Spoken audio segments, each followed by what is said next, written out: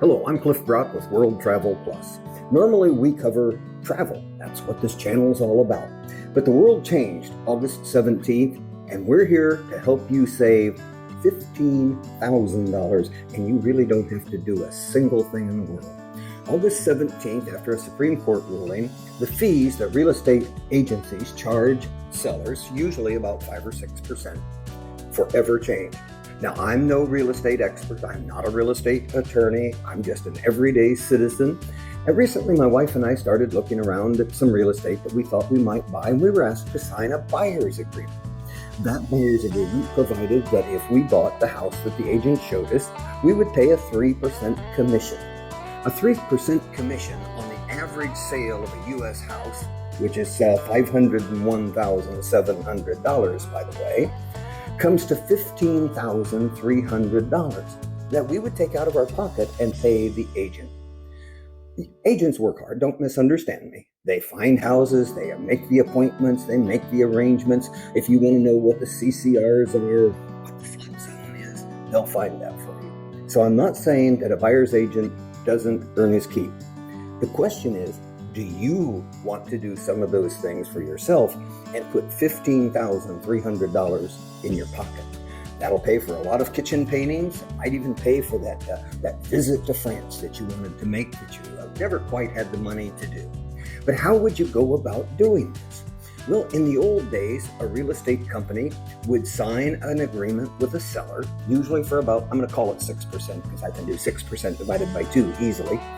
And the listing agency, the broker, would get half of that commission, or 3%.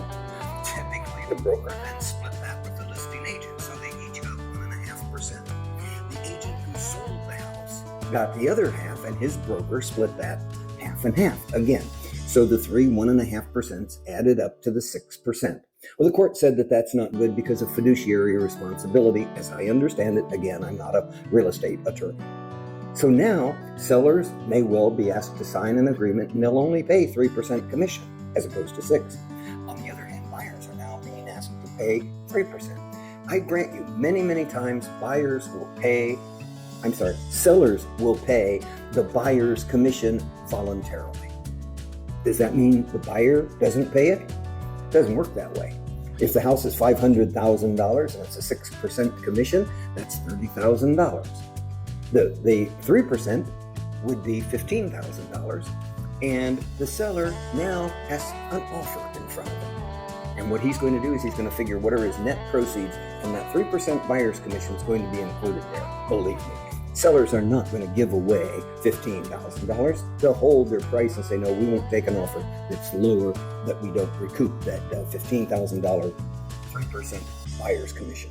So how do you go about doing it? Well, Mid and I started looking at some real estate, and we were told by an agent, no, you can't do that. If you go and look at a house and don't involve a buyer's agent, they'll pull my license. And I scratched my head because licenses are issued by the state. And the particular state that we were looking in, I'm pretty sure didn't allow private companies to pull a state-issued license. So I checked. She was wrong. She checked with her broker. She was wrong. So how do you go about saving that $15,000? It really is very easy. You're getting ready to sell your house and you want to look for another one. Where do you go? Well, you probably go to Redfin, you go to Zillow, you go to Realtor.com, and you look in the area that you want. You want to buy a house, you want it to have 4 bedrooms, you want it to have 3 baths, you want it to have a 3-car garage, you want it to have a pool. You put in all those characteristics and then you search.